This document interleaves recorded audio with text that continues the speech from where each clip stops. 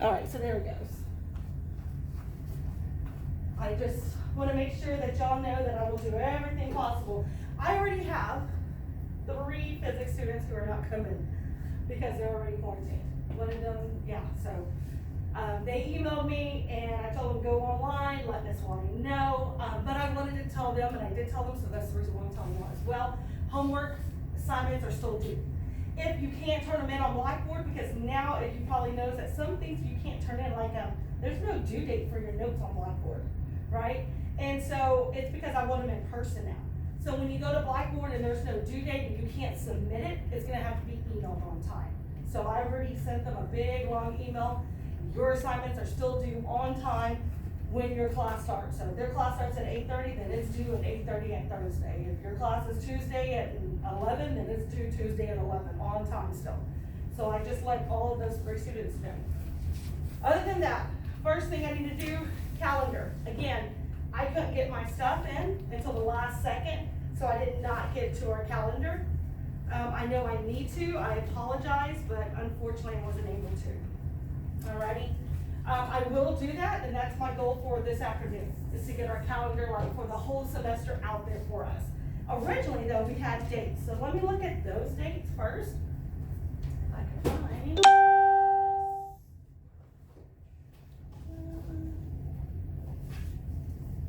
So here's what we originally had.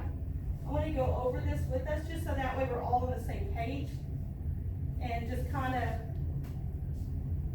make sure that you know what I'm thinking that we should do and when we should get stuff done.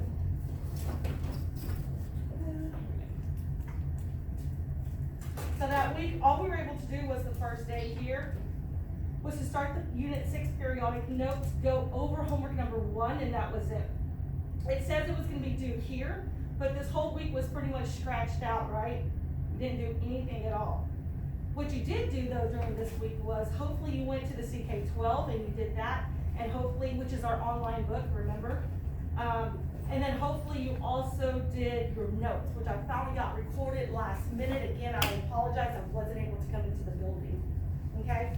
So your notes should be finished all the way. Your CK12 should have been done. The CK12 is an online book. I don't like it either, and I don't want to do it, but I am going to tell y'all, if we do get quarantined, if I get quarantined and I can't come in, and we have to go back to online, we'll do the CK12 for the next unit. If not, then we're going to forget the CK12 as long as I can come in and I'm not forced to stay home, is what I'm trying to say, because I don't like it either. Who likes to read textbooks, much less textbook online? They suck. They suck. And if you notice, I mean, not that you've been around for 13 years, I never give my students textbooks. I don't like them. I'll give you notes, and I'm going to give you some darn good notes, but never textbooks. I think they're suck. So let's go ahead and let's look at this. We need to go over homework number 1. We're going to go over the notes today since they should already be finished in there. If there's any questions regarding the notes, like, hold up, Ms. Munson, what do you mean by this or that? Then we'll go over that. I think I had misspoken on something. Oh no, that was the previous unit. But if I misspoken on something on the notes, please stop me so that way I can correct it if I messed up. Homework number 2. We're going to go over homework number 2 and homework number 3 today. That way we can just knock them all out. It's a really easy, cheesy unit, okay? So I'm going to go ahead and for here, this, right? So we're going to go over the notes, homework number 1. We're going to go over homework number 2 and homework number 3. We have here due on the 14th. Now they're going to be due on the 21st. So let me box that in. Homework number 2 and homework number 3 due on the 21st. I'm sorry it's 2 homeworks, but they're pretty easy. Oh man,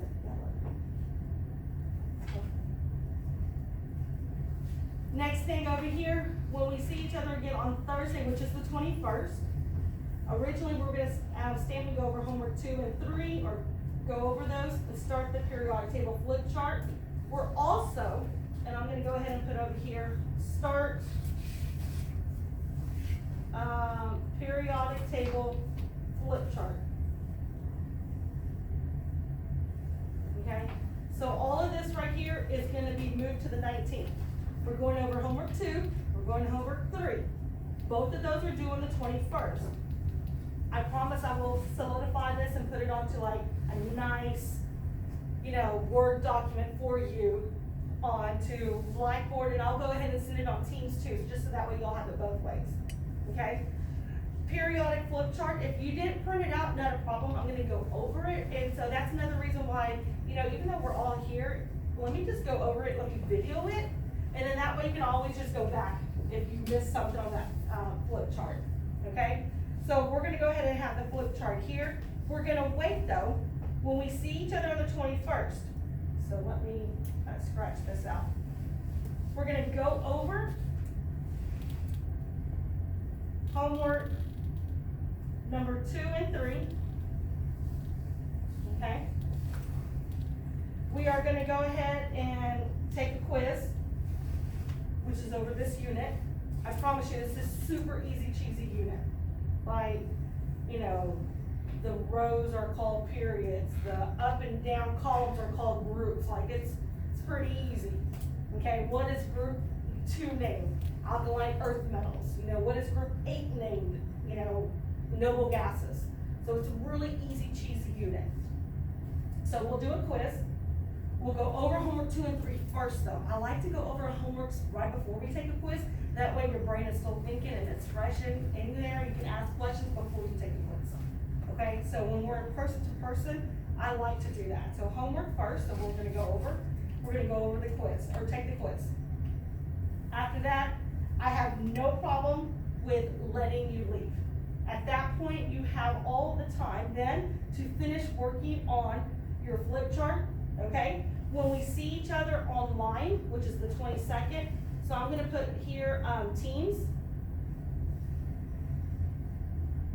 We're going to go over the answers from the quiz, okay? And I know you're not gonna have your paper, right? And I want you to have your paper, you're not gonna have it. So I'll go ahead and post the quiz after we take it on Blackboard, okay?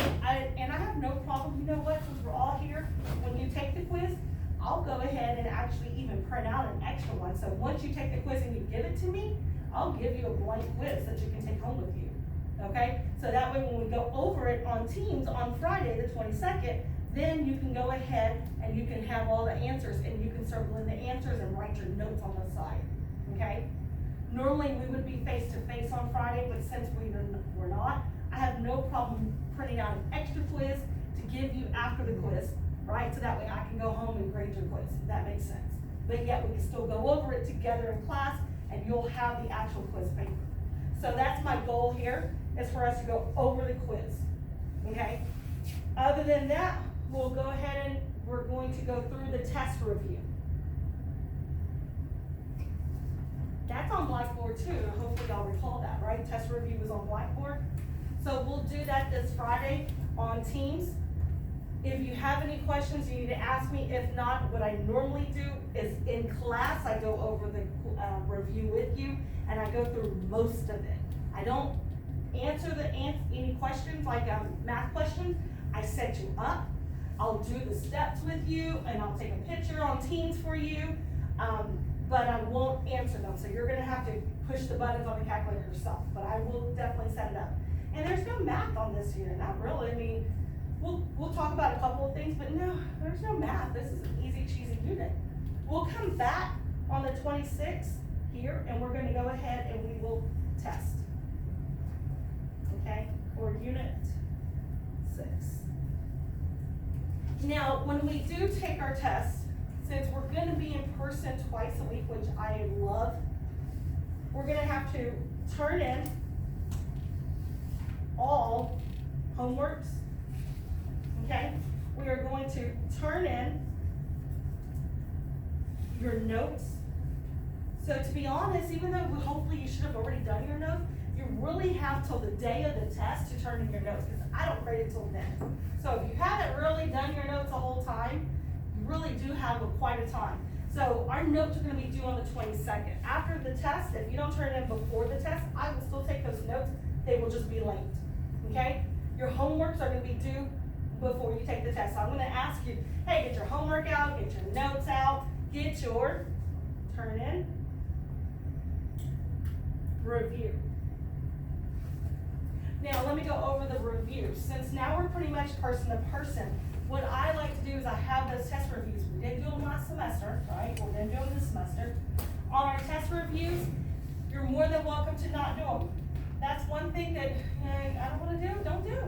Don't do. I will tell you though, on test review, if you do it, it's a maximum of 5 points. Okay, if you only did what we did in class together, then that's probably, I don't know, 2/3 of it or so. Maybe I'll just give you 3 points. If you did the majority of it, I'll give you 4 points. If you did all of it, that's 5 points. If you did, 1 point is better than no points. So for possible extra points onto your test, okay, it's due before the test. After the test, oh, Ms. Munson, here you go, I forgot about it. I'll take it from you and I'll say thank you so much and I'm gonna throw it in the trash, okay? I promise you I'll take it and I'll be polite and tell you thank you, but I'm gonna throw it away. So the test review are due before the test is given, all right? I don't want any possibility to think that you had it with you and you were trying to cheat, okay? I don't want to even think that. So let's go ahead and here's what we'll do for the rest of our unit right now. That should get us through. Today, let's go over homework 1. Let's go over homework 2 and 3, which is due when we see each other again on the 21st. We're gonna go over that first together, then we'll take our quiz. If I don't have time here to go over the flip chart, well, by any chance, then we can go over it on Thursday. But I think we'll have time to go over the flip chart. We'll go ahead and have the flip chart due. A little error right here, sorry. It's all penciled out. Let's do our flip chart due on the 26th, the same day as well. So I'll put that on here. So 1/26. So turn in flip chart. So you have quite some time before it's due. It's gonna count as a test grade, as a lab grade, all right? So let's get through this unit and then we get into some little crazy stuff, all right? But I like it, I like the crazy stuff better than this stuff. Hopefully we're all good. Test on the 26th. If I was you, I would probably get my notes out, and on my notes, I would probably go ahead and change that. I thought we had an original date on that. I might be wrong, because it's been a week, 2 weeks since we've seen each other. But I would probably go ahead and change that test on the 26th. Because I'm just hoping that while you're in the car, you have your notes out. While you're at home on the kitchen table, you have your notes out. Instead of sleeping, I'm hoping you have your notes out. That kind of stuff is what I'm hoping. All right, so I'm gonna move the calendar out of the way. I promise you, my goal is today, now that I'm back in my office and back in the building, to go ahead and be able to get this done, solidify it, put it on Blackboard. I'll also send it on Teams, okay? You're not the only ones, physics too, because I wasn't able to come to the building or to the office at all. Let me move that out of the way. Notes. We had notes. I know they're a video. I apologize again. That was not my intentions, but unfortunately that's what happened. Here's what the notes look like, and we kind of pretty much got through, 2 pages or so. Now those 2 pages should have got you through homework number 1 without a problem. But let's go ahead and talk and go over the notes. If you have any questions, stop me now, okay, while we're going through the notes. First thing is, guarantee you that's either a quiz or a task question. Who was considered to be the father of the periodic table, right? It was also on that little video that you watched. Mendeleev is considered to be the father of the periodic table. Do we use this periodic table? No. There was multiple people at the same time who, it was like real weird coincidence where they were all like trying to figure out this puzzle of the periodic tables. They did not know all the elements, but they actually did have quite a few elements.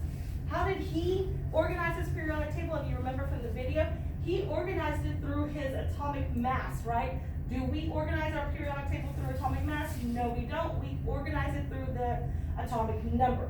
Don't forget the atomic number is the number of protons as well as the number of electrons, because all atoms are considered to be electrically neutral. Do they stay that way? Heck no, they're not. The only ones that stay that way is group 8, which is the noble gases.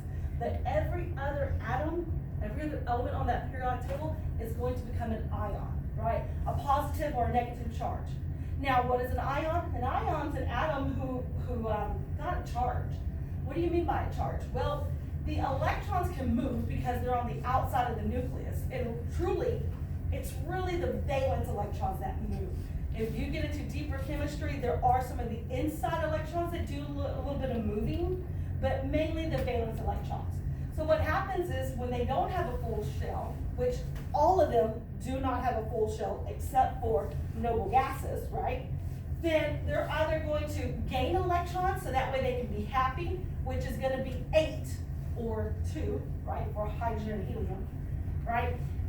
Or they're going to give up or lose electrons. Now they're going to do whichever is the least amount of energy, right? So if they have 1, 2, or 3, what are they going to do? Get rid of them. If they have 5, 6, or if they need 5, 6, 7, or 8, what are they going to do? They're going to gain them because it's less energy. Now, group 4 or 14, carbon, silicon, and those over there, it's actually what they do is they like to share. And we'll talk about this sharing later on, okay, on another unit. But I think we have put positive or negative because they actually do share. They're not an anion and they're not a cation. Cation are positive ions, anions are negative ions. All right, so either you memorize it as cats have pause and they're positive, or I think of it as, you know, the Antichrist is negative, right? Anion. So I don't know, but somehow you kind of got to get some things in your head. So that's one thing that we do need to know. Now what happens is, we have this model, which is the Bohr model. Do we like the Bohr model? Heck no, we like the Lewis dot structure. But don't forget, the Bohr model uses all of the electrons for that atom. So we went over here on page 1, and we start off with the electron configuration, which we know that if you look at all of these numbers right here at the top and count them up, they actually equal the atomic number, which is the electron number as well. Now, 11 electrons, so we had to fit 11 in here. The first shell holds 2, the second shell holds 8, and all the other shells holds 8. Is that really true? Deep down inside, no. But we don't get into that much chemistry, okay? For us, we say the first shell holds 2, the second, and all the other ones holds 8, okay? Now, with this Bohr model, we can see that there's 1 electron here, so what's gonna happen is he's gonna get rid of him, and he's gonna lose 1 electron. Now, his ion is going to be an Na plus 1. Now the plus 1, what does that mean? That means that they have an extra positive proton compared to negative electrons, right? So let's keep going. Last part here, noble gases. Now the noble gases are the only elements there on the periodic table, group 8 or 18, who are already happy. They are content because they're already full, okay? Now, when we look at that, we have other ions that when they gain or lose electrons, they start to look like those noble gases. Are they noble gases? No, they're not. They look like it. Why? Because their shell is full now and they're happy. Okay, so how do I know? Well, we can go to the periodic table and we can move forward or backwards. So for an example, lithium. Lithium is over here. Lithium has 2 choices. He can either gain 1, 2, 3, 4, 5, 6, 7 electrons, or he can either lose and go backwards 1. He's going to lose 1, and he's going to look like helium when he's done, after he loses that 1. Is he helium? No, he's not. What makes him lithium and not helium? We need to know that for a test question. What makes lithium lithium and not helium? Even though he looks like helium, he's not helium. He's still lithium. What makes lithium lithium? That's what we need to know for the test. That's where we need to start thinking. We need to go to that level. What makes nitrogen nitrogen? Now, nitrogen is going to look like neon when he's done, and when he becomes an ion, but he's still going to be nitrogen. What makes nitrogen nitrogen? What makes sulfur sulfur? That's what we need to know. So what makes sulfur sulfur? What makes nitrogen nitrogen? And what makes lithium lithium? Even though they become ions and they look like a different noble gases, their proton number is still the same inside the nucleus. Okay? One more time.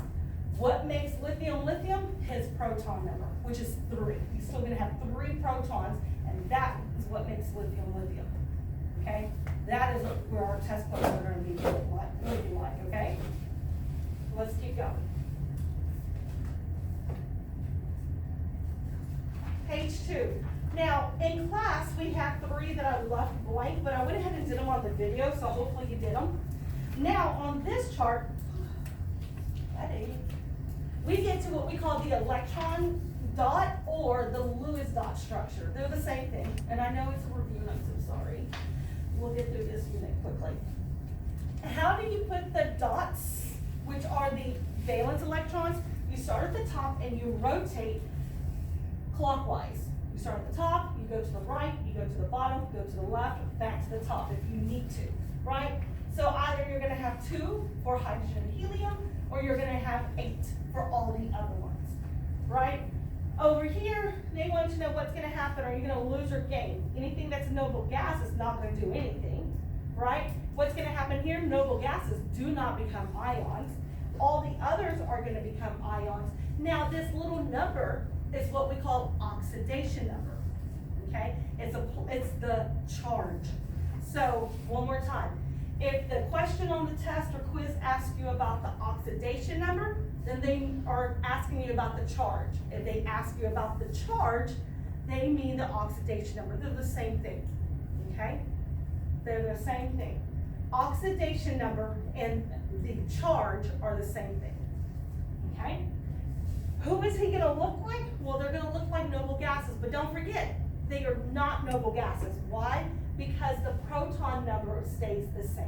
Just like no matter what, you can grow older, you can cut your hair, you can lose weight, you can gain weight, you can get contacts, you can get color contacts, you can, I don't even have a clue.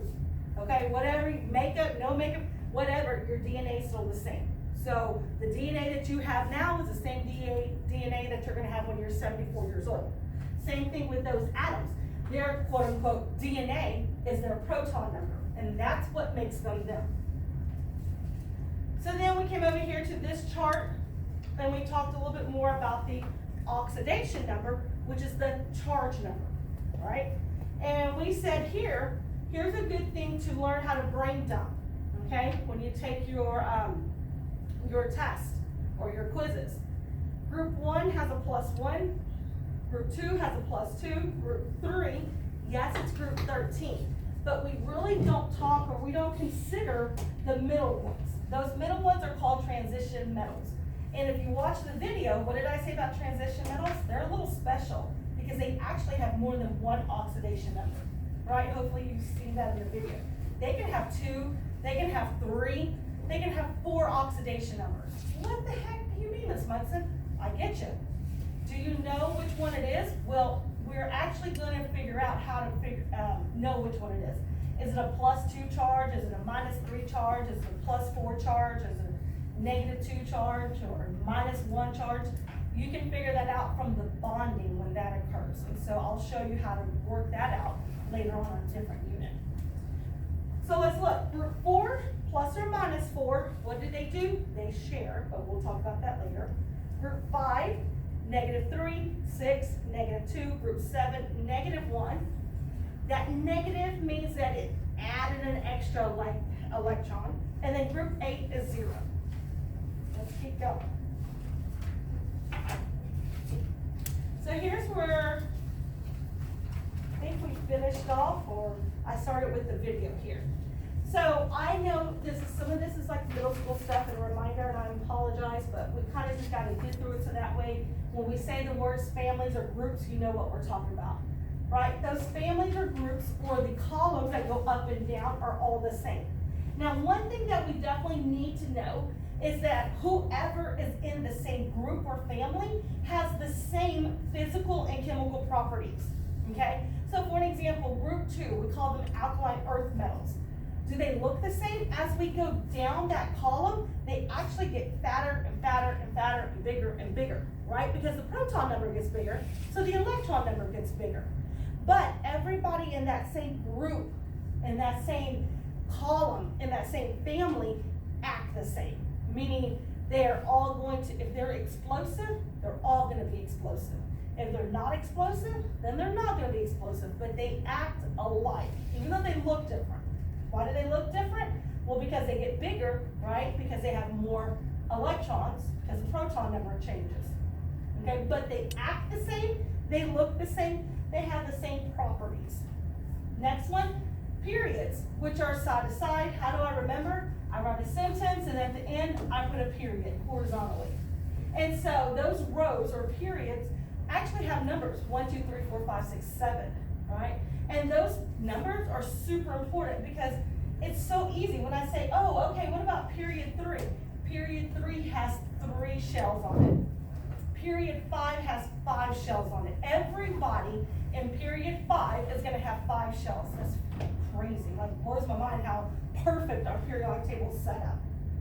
Okay?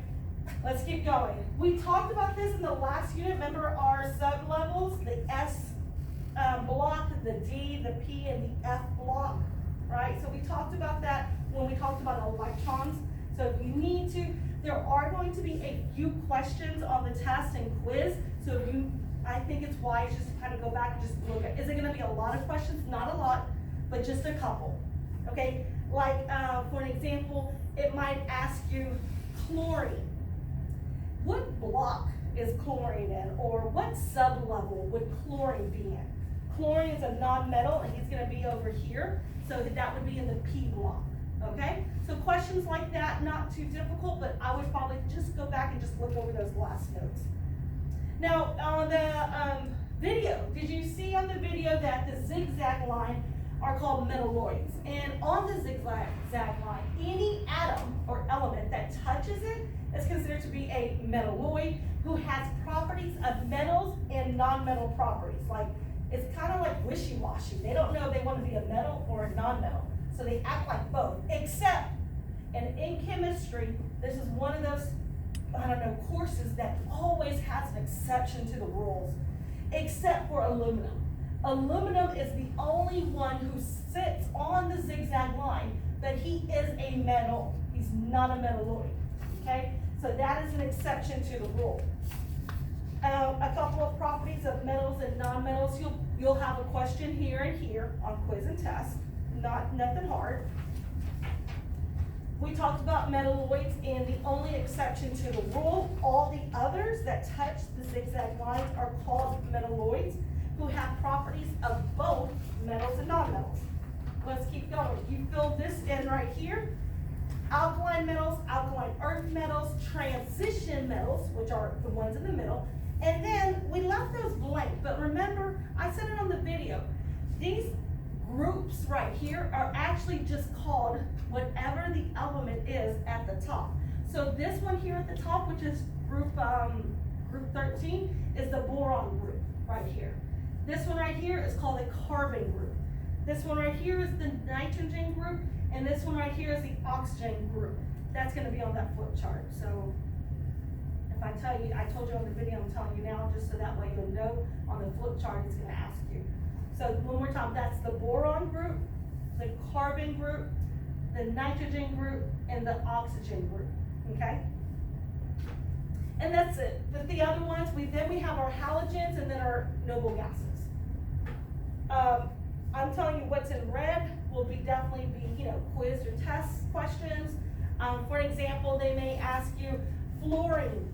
Which group or what family does fluorine belong to? Fluorine belongs to the halogens, okay? You're gonna look at this periodic table over here, and you'll be like, oh, fluorine's right here. This group is the halogens. So not hard questions at all. Then I start going over a little bit of each one of them, right? The alkaline metals are the most reactive metals, meaning like as in the most explosive, okay? The most reactive, meaning the most explosive. They are just unstable, okay? They are unstable. They just snap at any second. Why do they snap at any second? Because they are waiting. They're gonna do anything because they have one electron. And it's kind of like, you ever play Uno, right? And so you're sitting there playing Uno with somebody, and you're just down to that last thing. You're trying to hold off so they can't see your one card, and you're just ready so that way you'll be like, oh no. You're ready to jump at that moment. Same thing here. Group 1, alkaline metals are ready to jump at the moment so that way they can be like, oh no, right? They're trying to get rid of that one electron, and they are very explosive. Now, on the other hand though, we have the halogens over here, which are the same way. They need one more electron so that way they can be happy. And they're gonna do anything so that way they can be like, uno, so that way they can see that one electron that's hanging around and they can grab it real quick and then they can be happy, okay? So the most reactive, quote unquote, most explosive nonmetals is halogens. The most reactive, alkaline metals. Guarantee you test question, okay? Next ones. Then we go to alkaline earth metals, transition metals. Again, they have more than one charge. We will talk about that oxidation number later on, but that's what's special about them. I would know that for a test question. Halogens are the most reactive nonmetals, right? And then noble gases, they don't react at all because they're already happy. Alrighty, so I know I went over this on the video, and so I know I'm just kind of going over it again. I apologize. A couple of things that we need to know. Here in chemistry, not only is this periodic table just amazing, but once you learn a little bit more about it, it's just like you just appreciate it so much more. So atomic radii, the radius. You learned about radius and circles already, probably in math class, right? So you know that this is the radius halfway from the middle all the way out, okay? So same thing, when we're talking about atomic radii and atoms, we're talking about from the center of the nucleus out. And it gets bigger and bigger and bigger. Why? Because it has more electrons adding, so it has more shells. And every time it gets another shell with more electrons, the atomic radii gets bigger. The distance from the nucleus to the outside edge. Now, it increases as we go down this way. As we move, you'll see it if you Google it on the internet or if you have another chemistry teacher. Some chemistry people say from here to here in a diagonal. Some people say from the right to the left and from the top to the bottom. And when we look at this, overall, who has the largest atomic radii? Francium, which we call Big Frank, right? He's way down here. I promise you there's gonna be some questions. And they're really easy kind of questions if you just kind of have that memorized. So doing that periodic flip chart is just gonna be like sticking it in your head again, if that makes sense. You know, just doing it again and again, because some of this chemistry is just repetitive. So Big Frank, which is francium, has the biggest atomic radii, meaning from the center of the nucleus out to the edge. He's the biggest, okay? And questions like this are gonna be similar to the quiz or test. That's not too hard. So looking at lithium and carbon, what makes lithium and carbon, similar? Well, lithium's in period 2 and carbon's in period 2. So if I had to ask myself, well, who has a larger atomic radii?